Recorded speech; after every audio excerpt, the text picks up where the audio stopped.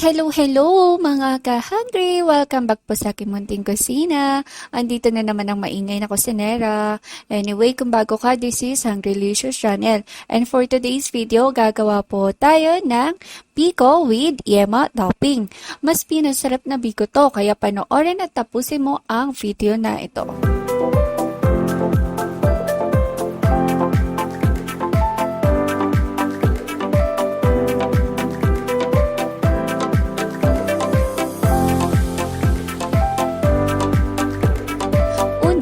Siyempre, kakailanganin natin ng glutinous rice or malagkit na bigas. Hugasan lang natin ito ng 2 beses.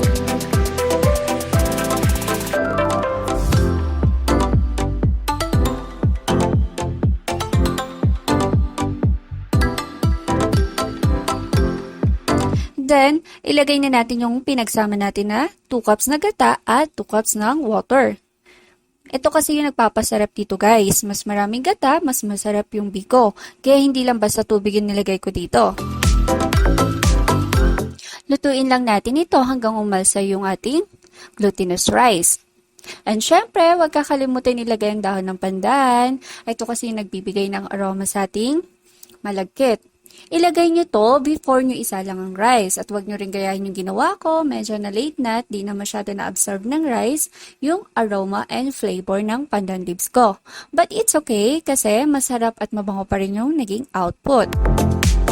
So ayan, pagluto na, buhaghagin lang natin para mas madaling ilagay mamaya.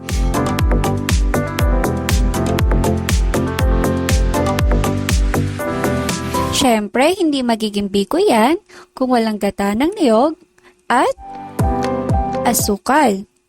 Pwede nyo lagyan ng konting asin. Haluin mabuti.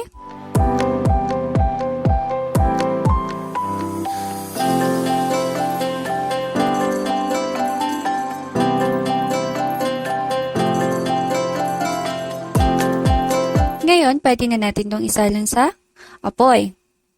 Lutuin natin ito hanggang kumulo at maging medyo malapit yung ating mixture.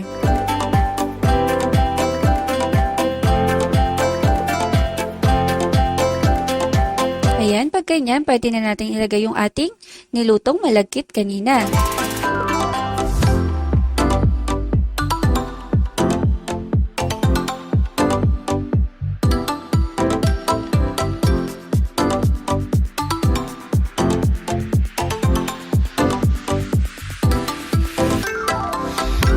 Pwede nyo laksan yung apoy dito at lutuin nyo to hanggang mawala yung mixture niya.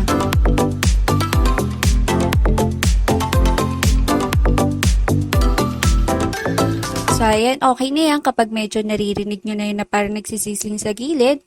Ibig sabihin, okay na yung ating biko. Isalin na natin ito sa ating baking pan na may dahon ng saging. Okay lang naman kung walang dahon ng saging, pwede nyo idiretso sa inyong marinera or baking pan.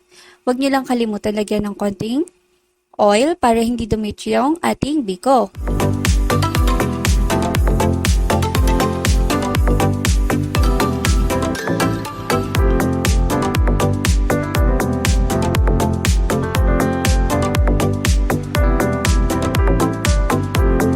Pag nailagay nyo na lahat, pantayin nyo lang yung ibabaw.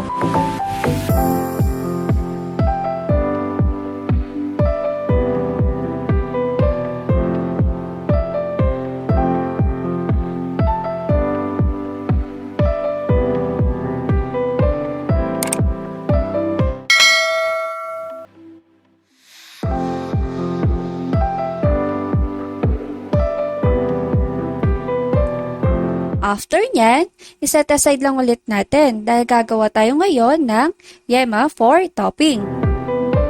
Ilagay lang ang condensed milk, evap, eggyolk, at vanilla. Haluin mabuti sa kalutuin ito sa mahinang apoy lamang.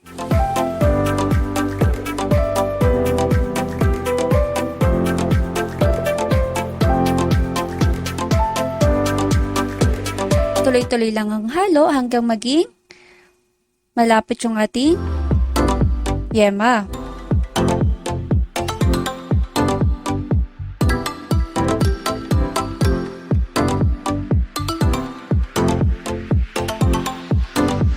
Pag okay na, ilagay lang natin ito sa ibabaw ng biko.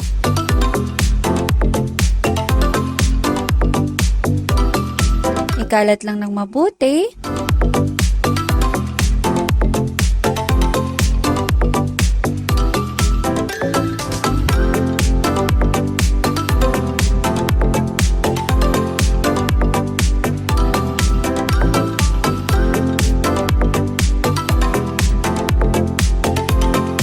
Ang sarap nito guys, lalo na kung mas makapal yung Yema toppings nyo.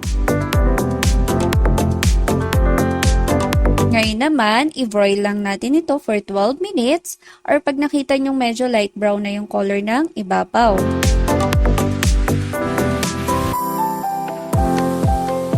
Tcharan! Ito na yung ating Biko with Yema Topping.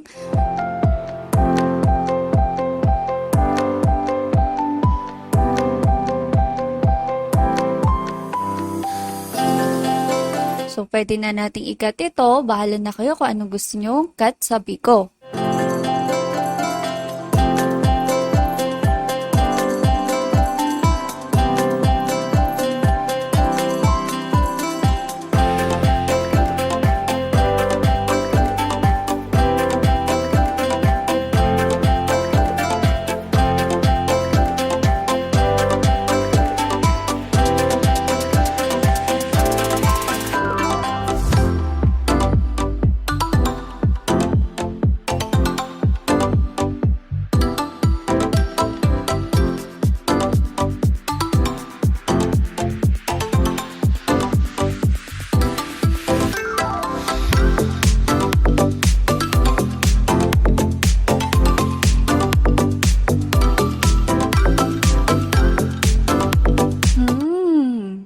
Ang sarap.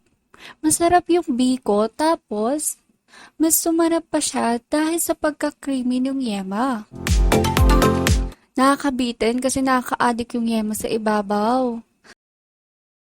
So that's it guys. Thank you for watching. Kung nagustuhan nyo pang video na to, please click like and subscribe button down below. And click nyo rin po yung bell sa tabi para ma-notify kayo pag may bago tayong upload. I'll see you guys in my next video. Bye!